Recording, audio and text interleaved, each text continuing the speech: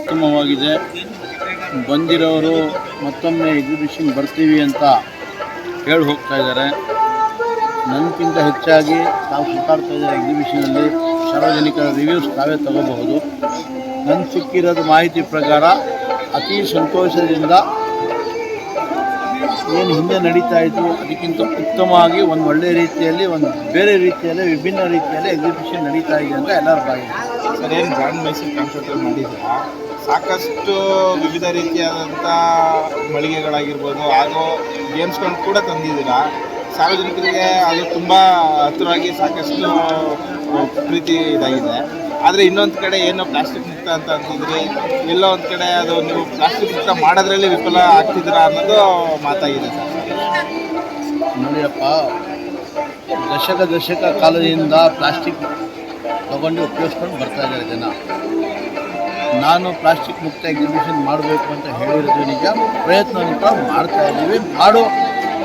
Plastic ಮುಕ್ತ exhibition ಅಂತ ಮಾಡಿ ತೋರಿಸ್ತೀವಿ.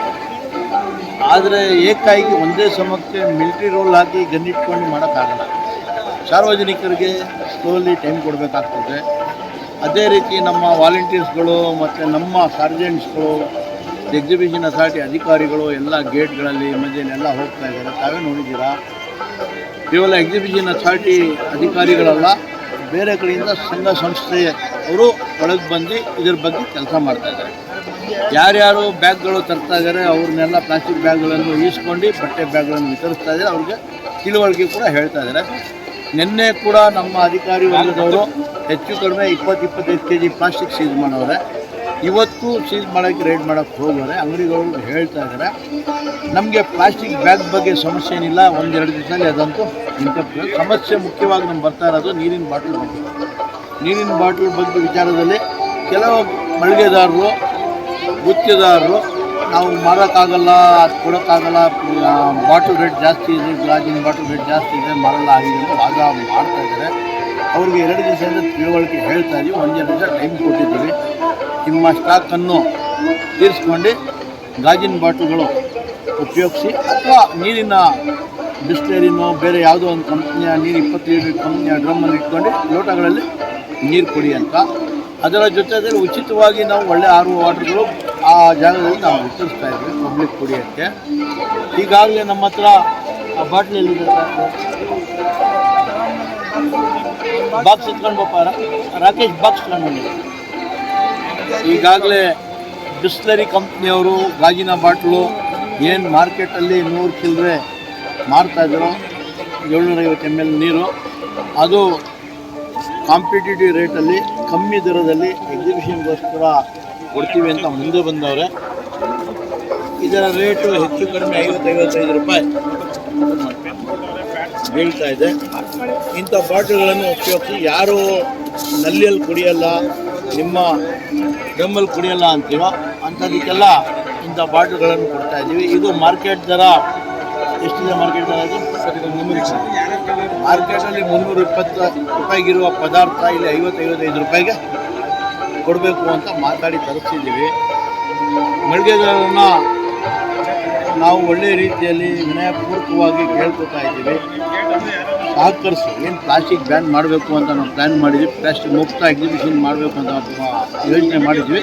ಅದಕ್ಕೆ ಸಹಕರಿಸಿ, ಪಬ್ಲಿಕ್ ಸಹಕರಿಸೋಕ್ಕೆ ತಯಾರಿದ್ದಾರೆ. ತಾವು ಸಹಕರಿಸಿ ಅಂತ ಕೇಳ್ಕೊತಾ ಇದ್ದೀವಿ.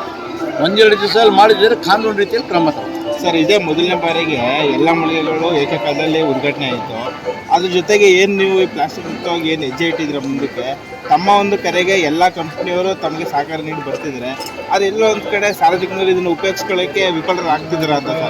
ಸಾರ್ವಜನಿಕರು ಬರ್ತಾ ಇದ್ದಾರೆ. ಸಾರ್ವಜನಿಕರಿಂದ ಏನೂ ಸಮಸ್ಯೆ ಇಲ್ಲ. ನಮಗೆ ಸಮಸ್ಯೆ ಬರ್ತಾ ಇರೋದು ಗುತ್ತಿಗೆದಾರ ಮತ್ತು ಮಳಿಗೆದಾರರು, ಅವರಿಬ್ಬರಿಂದ ಸಮಸ್ಯೆ ಬರ್ತಾ ಇರೋದು. ಅದರಿಂದ ಸ್ವಲ್ಪ ಕಷ್ಟ ಆಗ್ತದೆ ನಮಗೆ. ಅವ್ರಿಗೂ ನಾವು ಏಕಾಏಕಿ 3 ದಿವಸ ಆಗಿರೋದ್ರಿಂದ ನಾವು ಹೇಳ್ತಾ ಇದ್ವಿ, ಮಾಡ್ರಪ್ಪ ಈ ಥರ ಮಾಡ್ಕೊಂಡು ಹೋಗಿ ಅಂತ. ಅವರು ಲಾಭ ನೋಡ್ತಾ ಇದ್ದಾರೆ. ಲಾಭಕ್ಕೋಸ್ಕರ ಮಾಡಬೇಕು ಅನ್ನೋ ಪ್ರಯತ್ನಗಳು ನಡೀತಾ ಇದೆ. ಆದರೂ ಕೂಡ ನಾನಾಗಲಿ, ನಮ್ಮ CEO ಚೀಫ್ ಎಕ್ಸಿಕ್ಯೂಟಿವ್ ಆಫೀಸರ್ ಆಗಿ ಎಕ್ಸಿಬಿಷನ್ ಇಬ್ಬರು ಸೇರಿಬಿಟ್ಟು ಮಾತಾಡ್ತಾ ಇದ್ದೀವಿ.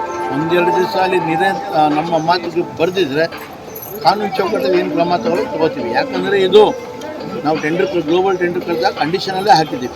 ಪ್ಲಾಸ್ಟಿಕ್ ಮುಕ್ತ ಎಕ್ಸಿಬಿಷನ್ ಮಾಡ್ತೀವಿ ಅಂತ ಹಾಕ್ಕೊಂಡಿದ್ದೀವಿ.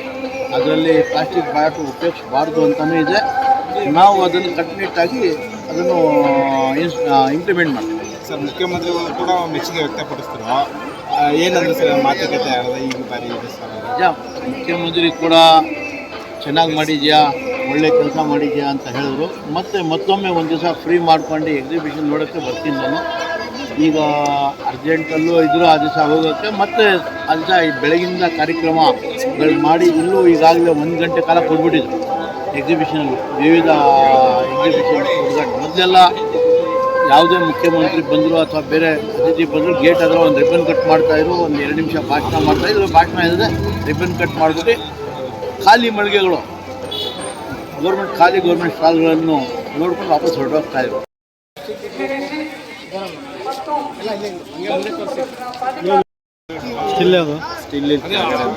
ಟೆಂಡರ್ ತಗೊಬಿಟ್ಟಿದ್ದೀವಿ, ಅಷ್ಟೊಂದು ಲಕ್ಷಾಂತರ ರೂಪಾಯಿ ಕೊಡ್ತಾ ಇದ್ದೀವಿ. ಅದು ಬಿಟ್ಟರೆ ನಮ್ಗೆ ಬೇರೆ ಪರ್ಯಾಯ ಹೇಳಿದ್ದೀವಿ, ಅವೇರ್ನೆಸ್ ಮುಟ್ಟಿದ್ದೀವಿ. ಅದನ್ನು ನೆಕ್ಸ್ಟ್ ಟೈಮು ಅದು ಬಿಟ್ಟರೆ